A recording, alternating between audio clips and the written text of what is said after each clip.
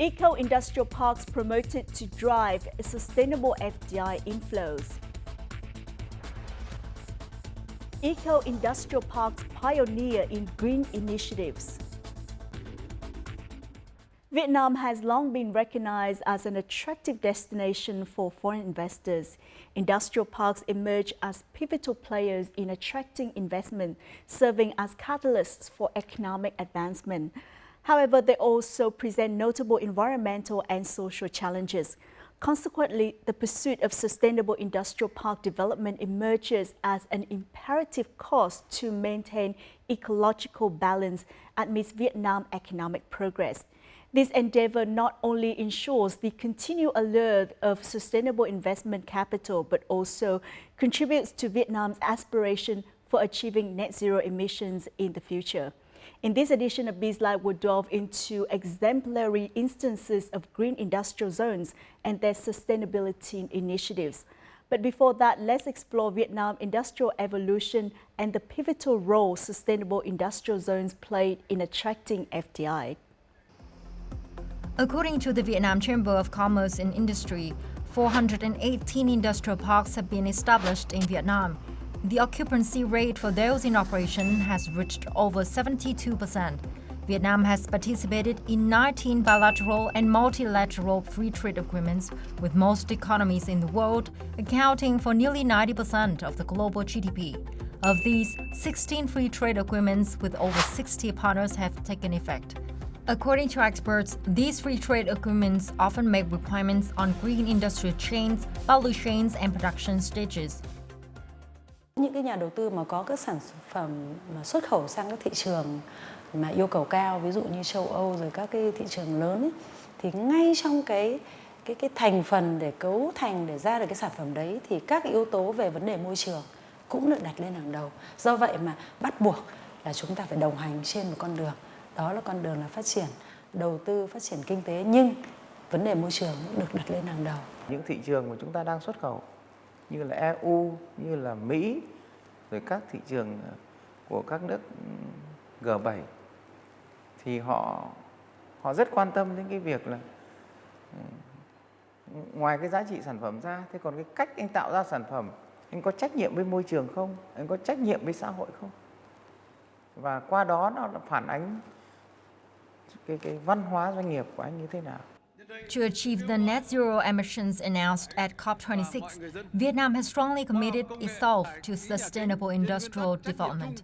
Accordingly, Vietnam has developed a national strategy for green development for 2021 to 2030, setting urgent requirements for the industrial production sector to develop in a green and sustainable manner.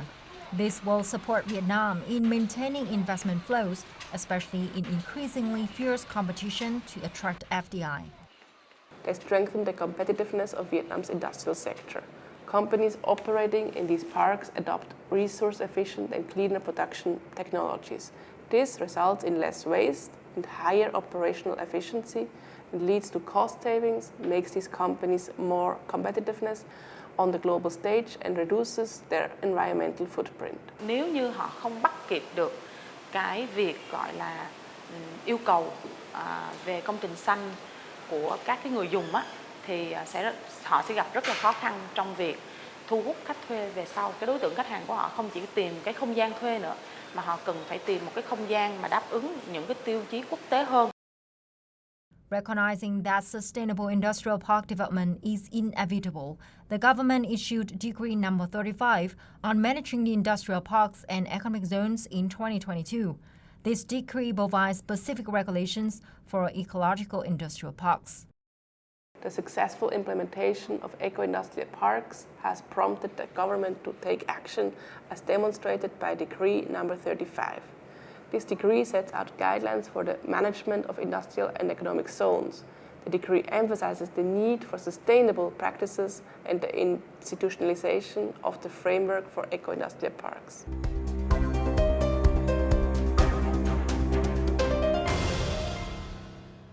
While Well, to learn more about this topic, we invited Mr. Christian Susan, manager of the UNIDO and Ministry of Planning and Investment Eco-Industrial Park project in Vietnam to our studio. And we're also connected with Dr. Phan Hiễu Thắng, chair of the Vietnam Industrial Park Finance Association. Well, welcome to both of our guests. How have market requirements, increasing competition in FDI attraction and sustainable development roadmap created a pressure for developing green and sustainable industrial parks in Vietnam? Globally operating corporations, in particular companies which produce for European markets, are faced with increasing demand for sustainable products. That means products which are produced in an environmentally and socially friendly way. This also means that parks that can prove to be an eco-industrial park have a comparative advantage in the marketplace. And this means they are not only fully compliant with regular requirements, but they also go the extra mile to become environmentally more inclusive, socially friendlier, and more effective in their management. These parks is easier for them to attract foreign direct investment. Thưa ông Thắng, ông có ý kiến gì về vấn đề này không? Hệ thống công nghiệp Việt Nam chiếm một vị trí rất là quan trọng, tại vì bây giờ các khu công nghiệp Việt Nam hiện nay chiếm tới 70% lượng vốn đầu tư nước ngoài vào Việt Nam, hơn 50% là giá trị xuất khẩu của toàn quốc. Và cái xu thế trong thời gian tới thì đầu tư nước ngoài sẽ tập trung vào các cái khu công nghiệp, vì đây là những cái địa điểm mà có cái khả năng đáp ứng các cái tiêu chuẩn quốc tế về tăng trưởng xanh và bảo vệ môi trường. According to a survey on economic, environmental, social and governance practices involving 118 industrial parks, up to 50% of the respondents said they haven't heard of the term eco-industrial parks. So what is your thought on this? This concept of eco-industrial parks has also been adopted by the government of Vietnam in the Decree 35/2022. And the decree does not only define the requirements of an industrial park to become an eco-industrial park or an eco-enterprise, but it also governs the operations of any industrial park. It's a very strong signal that we have to scale up and ramp up our efforts to disseminate best practice and to let those parks which haven't yet heard about the benefits of becoming an eco-industrial park, that it makes business sense to become an eco-industrial park, so that there is a financial gain as well as an environmental gain in becoming an eco-industrial park. And we are going to work on this together with our partners in MPI. Vâng, thưa ông Thắng, ông có ý kiến gì không ạ? Đó là một cái thiếu sót trong cái tổ chức thực hiện các cái chiến lược mà rất quan trọng người ta, như là chiến lược quốc gia về tăng trưởng xanh. Do vậy thì nếu là đã những cái thiếu sót thì chắc chắn là chúng ta phải khắc phục. Thì tôi cho rằng trong đoạn tới đấy thì cần phải tổ chức thực hiện một cách bài bản, quy củ, có cụ thể, và đặc biệt là công tác tuyên truyền, giáo dục và nâng cao cái ý thức đến những các cái đối tác về thực hiện cái chiến lược xanh này là doanh nghiệp phát triển cơ sở tầng khu nghiệp, doanh nghiệp trong các khu nghiệp và các cán bộ quản lý ở các cấp đối với cái trách nhiệm là thực hiện cái chiến lược quốc gia về tăng trưởng xanh này. Thưa ông Thắng, xin ông có thể chia sẻ những khó khăn thách thức trong việc phát triển những khu công nghiệp sinh thái tại Việt Nam trong thời gian qua? Chuyển đổi sang cái mô hình mới là khu công nghiệp sinh thái đấy, thì toàn bộ hệ thống máy móc, công nghệ, dây chuyền công nghệ, tất cả thứ là phải thay đổi theo. Đầu tư cho cơ sở tầng các khu công nghiệp là rất là cần vốn rất lớn. Cho nên cái đó là cái mà hạn chế nhất. Tất cả các doanh nghiệp đều là thực hiện các cái sản phẩm khác nhau ở các lĩnh vực và ngành nghề khác nhau. Trên mỗi lĩnh vực ngành nghề nó sẽ có các cái sự chuyển đổi nó khác nhau, thì chúng ta sẽ phải quy định chi tiết, thì lúc đó các doanh nghiệp họ cũng sẽ dễ làm, và hay là chủ đầu tư các hạ tầng công nghiệp họ cũng dễ coi như là hỗ trợ hướng dẫn. Nhưng cái khó nữa là gì? Tất cả các doanh nghiệp nó cũng nằm trong một cái chuỗi sản xuất cung ứng toàn cầu, họ cần phải có một cái chương trình hành động rất cụ thể, rất bài bản và tính đến đặc thù của từng địa phương.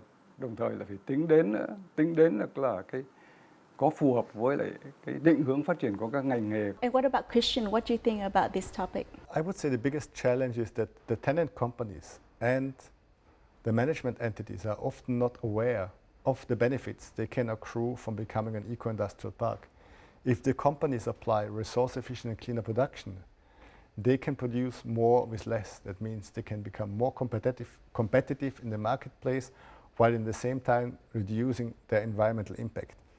Park management entities are often not aware about the benefits that can arise if they engage in additional commercial activities, if they offer additional services to their tenant companies, going beyond providing real estate and land, and which benefits can accrue if they forge industrial symbiosis between their tenants and with their tenants. And this can be overcome, and that's what we're working on together with our partners, by creating awareness, by sharing best practice, and by strengthening capacities of private sector partners. So we also need to work with our partners in government to create a conducive regulatory and policy framework to adopt these principles of eco-industrial parks. One criterion for operating an eco-industrial park is implementing solutions to use resources and energy efficiently and economically. Therefore, industrial parks that aim for this model have begun installing renewable energy systems and encouraging businesses operating in the park to use renewable energy.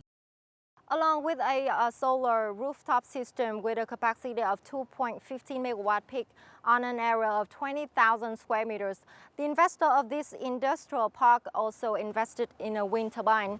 And this turbine is the first turbine to provide electricity for industrial activities here in Hải Phòng City and also in the northern region of Vietnam.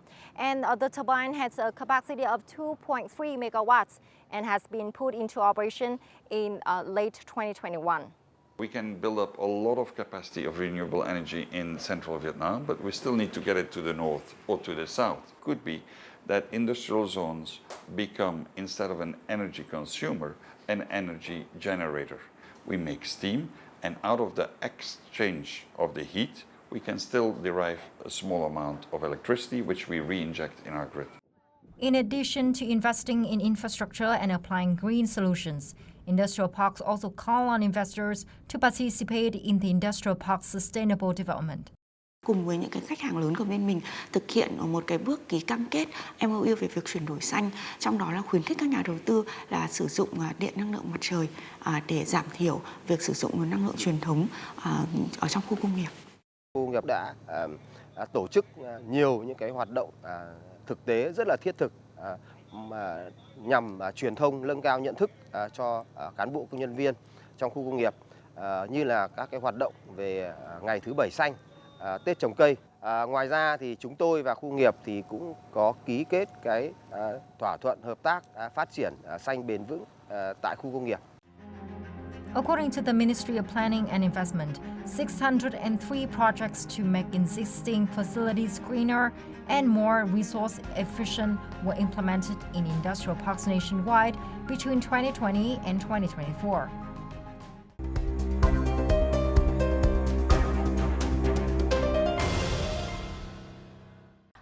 Now, there are some industrial parks, such as those in Hải Phòng, have invested in green infrastructure. So what are your thoughts on these projects? Well, the International Framework on Eco-Industrial Parks prescribes that a certain percentage of the land occupied by the park must be kept as green land. That means land that is set aside for the preservation of local fauna and flora. So I would say parks which invest in nature-based infrastructure approaches, like Deep Sea in Hải Phòng, they're the best, the primus inter pares. They're really the best in their group, because they can demonstrate that it does not only make financial sense to apply nature-based infrastructure solutions, but it also makes sense in an environmentally and economical way. So applying nature-based infrastructure solutions allows these parks to get the same effect than conventional grey infrastructure. For instance, this can be to plant mangroves to protect the park against coastal erosion and coastal surges, rather than having dikes.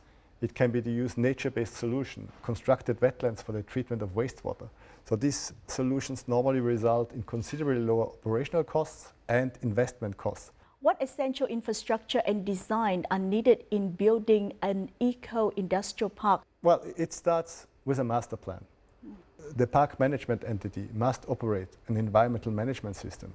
The park management entity must keep updated records on energy, water consumption, wastewater production, and material efficiency, so that we can really monitor what happens in the park, what goes into the park, what goes out of the park.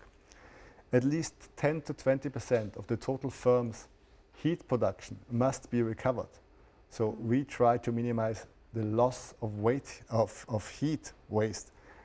The park management entity must provide the physical networks for wastewater collection, wastewater treatment. So without a functioning wastewater treatment plant, there is no eco-industrial park.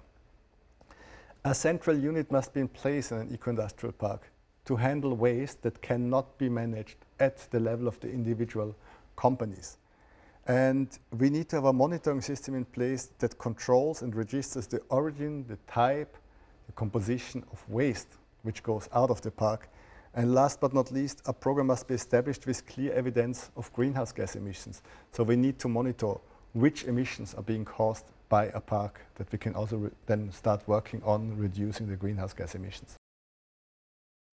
The wastewater treatment plant of this industrial park has a capacity of 6,000 cubic meters per day and can be doubled in the future. And the water, after being treated, meet the requirements and the standards set by the Ministry of Natural Resources and Environment. And the water, after being treated, can be used for tree and plants inside the industrial park and will be used for production activities of enterprises in the park. The output of treated wastewater must meet the minimum standard of column B, which means it can be discharged into water sources that are not used for domestic purposes. All the trees in the deep sea are actually grown by ourselves with water that comes from the wastewater treatment plant. Because we can prove that that works, then we have asked for an exemption to show that that wastewater actually reaches the right quality of treatment, so it can be re-injected for other applications inside our industrial tenants. For example, the treated wastewater can actually be used as cooling water for cooling towers to make solar glass. However, in reality, many industrial zones even meet the standard of column A, which means they can be discharged into water sources used for domestic purposes. In addition, automatic monitoring stations are installed inside industrial parks. Tất cả các khu công nghiệp thì chúng tôi và các cái nhà sản xuất lớn, phát thải lớn thì đều phải có hệ thống quan trắc tự động và truyền dữ liệu tự động về trung tâm quan trắc của Sở Tài nguyên Môi trường.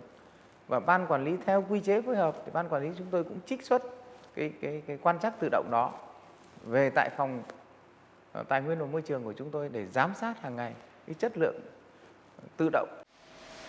In addition, solid waste is also classified, processed, or utilized as input for industrial symbiosis. For example, scrap metal is treated and recycled in this industrial park into zinc sulfate for fertilizer and animal feed production. Residual iron is returned to steel plants for billet smelting. The non-metallic steel slag produces cement additives, unfired bricks, and concrete structures. Đây là một trong những vòng tròn khép kín mà họ đem lại lợi ích rất lớn. Ngay đầu vào là nguyên liệu, đã có một cái nhà máy mà chuyên là xử lý làm sạch cái nguyên liệu trước khi đưa vào lò. Thì trước đây lò luyện thép ấy là họ chỉ đạt được cỡ khoảng 85 cho đến 92% là tỷ lệ thu hồi. Thì bây giờ nhà máy thép đã thu hồi được 98 cho đến 98-15%. Decree 35 regulates industrial symbiosis and specifies as a criterion for eco-industrial parks. It is considered a means to realize a circular economy and achieve green growth. Experts believe there is still huge potential to develop this model in Vietnam.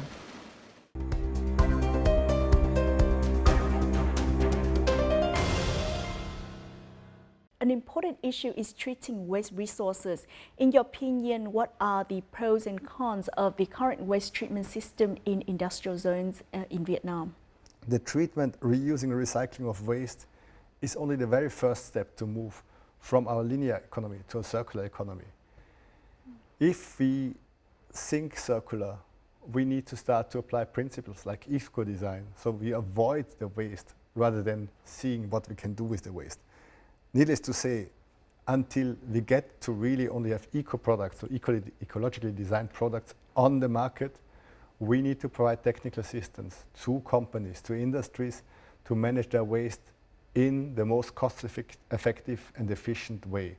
And recycling, reusing is one of the aspects which can be applied. How should businesses operating in industrial parks, industrial infrastructure investors and local authorities cooperate to ensure that waste is treated effectively without negative impacts on the environment?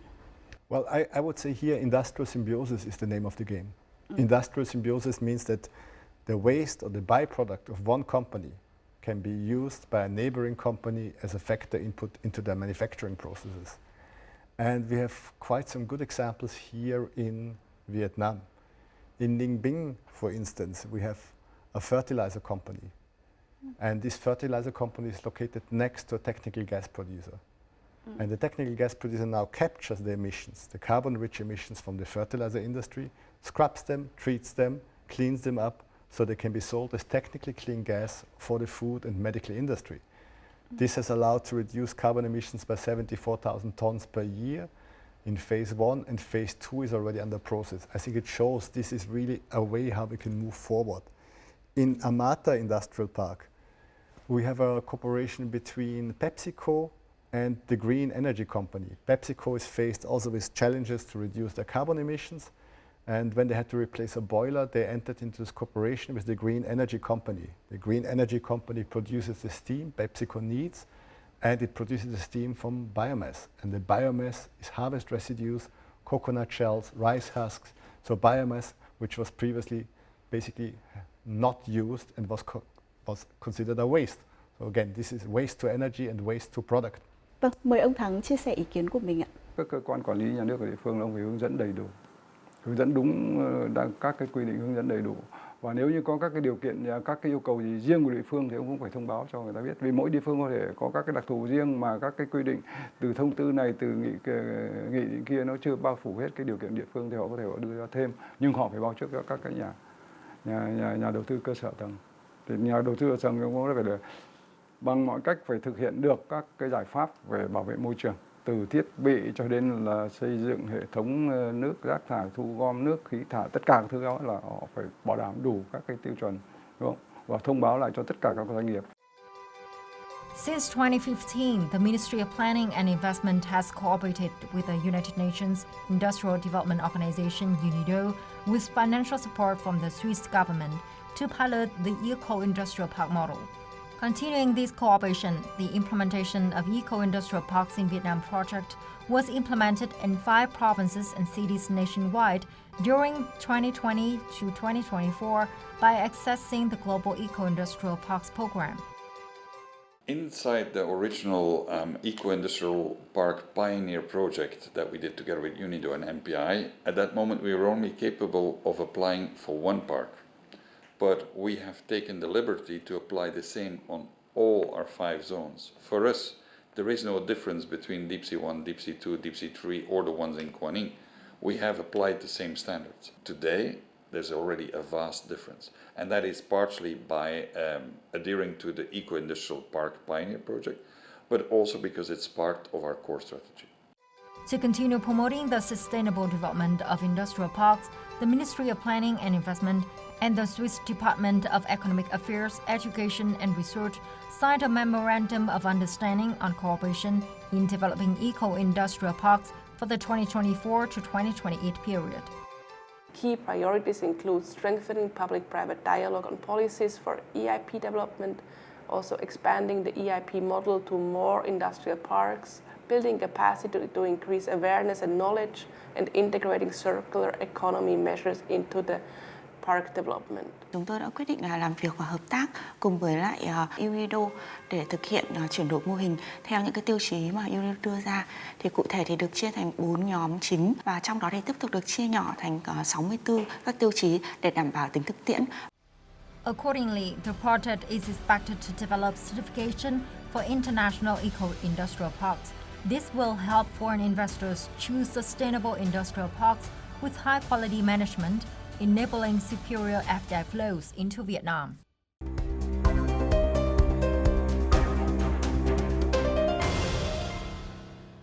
Could you share some of the results of the cooperation between UNIDO and the Vietnamese government, as well as UNIDO's support for Vietnam in eco-industrial park development? Well, UNIDO has been starting to cooperate with MPI in 2015 with the very generous support of Switzerland through the State Secretariat for Economic Affairs. And to date, this cooperation has resulted or has allowed us to enable companies, the park management entities and the tenant companies, to save 28,000 megawatt hours per year of electricity, to reduce their water consumption by 880,000 cubic meters per year, to reduce some 40,000 tons of CO2 emissions, and to achieve financial savings of almost $6 million per year. So I think these figures give a very strong indication what can be done. We can reduce the environmental impact of industries, we can allow them to produce more effectively, to be more profitable, and also to enhance their social performance. What experiences can Vietnam learn from other countries in developing eco-industrial parks? What we do is we facilitate learning from best practice cases. And if you look around, Korea is one of the countries which is globally leading. And the best example for me is Korea, because 30 years ago, environmental quality was so bad, you barely could see the sky. These days, the same industries are still there. They have increased their output, but environmental quality is good. You need to keep your industries, but you need to decouple resource consumption, economic growth from resource consumption and pollution. Kalundborg Industrial Park in Denmark is another example of best practice when it comes to industrial symbiosis. Today, this park has over 70 industrial symbioses in place, and it demonstrates that the exchange of materials, the exchange of energies, the sharing of facilities makes business sense as well as environmental sense. Các tổ chức quốc tế thì họ rất quan tâm đến cái việc là họ sẵn sàng hỗ trợ. Tôi cho rằng là tự chúng ta cũng cần phải có các cái quỹ, đúng không? Các cái quỹ để nghiên cứu đầu tư phát triển, rồi là mua sắm trang thiết bị, rồi là đào tạo nguồn nhân lực, tất cả tương ứng để làm sao là chúng ta có thể đáp ứng nhanh các yêu cầu về đầu tư của các nhà đầu tư nước ngoài vào Việt Nam. Khi họ yêu cầu phải có chứng chỉ quốc tế về khí thải, về rác thải, về phát triển xanh, tổ chức thực hiện là chúng ta phải học họ là cái tổ chức thực hiện ở các quốc gia nó rất là bài bản. Theo ông thì Việt Nam cần phải có những giải pháp như thế nào để có thể tiếp tục phát triển những các cái khu công nghiệp sinh thái như vậy ạ? Tôi cho là một là phải xem xét rà soát lại cái quy hoạch, đúng không? Thì một khu công nghiệp là họ muốn, tức là một nhà đầu tư họ muốn có được cái mảnh đất, miếng đất để họ xây dựng công quy hoạch họ, thì họ phải phù hợp với quy hoạch giải phóng đền bù mặt bằng. Một là nó vừa rất tốn thời gian, và hai tức là cái đàm phán trực tiếp với lại các cái chủ hộ mà rất là vất vả, rất là tốn kém. Thì những cái việc đó thì có nhà nước có thể là rà soát lại quy hoạch và cố gắng là tránh vào các cái vùng mà các cái đã có khu vực dân cư đã sống lâu đời rồi các thứ rồi, để coi như là làm sao tạo các cái điều kiện để phát triển khu công nghiệp nó nhanh nhất. Với hai tức là lãi suất ngân hàng, các ưu đãi về thuế, cái này các cái có thể xem xét để giá tiền cho thuê đất. While today we are working to address some of the policy barriers that might exist. For instance, here in Vietnam, it's still very difficult for park management entity to invest in the generation of renewable energy from solar, from wind, and then to sell this electricity to the tenant companies. This is an obstacle we have to work on today.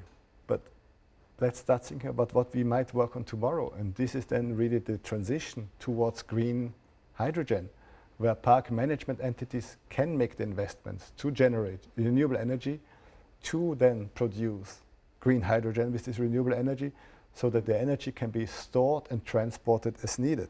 Well, once again, thank you to both of our guests for joining us. It was a pleasure and a privilege to be with you. Vietnam has set a target for 40 to 50% of its localities to transition existing industrial park into eco-industrial park by 2030, with an additional 8 to 10% of localities planning to establish new eco-industrial parks. The collaborative efforts of various stakeholders, including the government, local authorities, businesses, investors, and international partners, are crucial in assisting Vietnam to reach these objectives. This endeavor will propel Vietnam closer to its net zero aspirations and foster long-term sustainable growth. And on that note, we wrap up this edition of BizLine. Stay tuned for more content, or you can visit our YouTube channel at youtube.com/VTV4Go. Thank you and goodbye. Việt.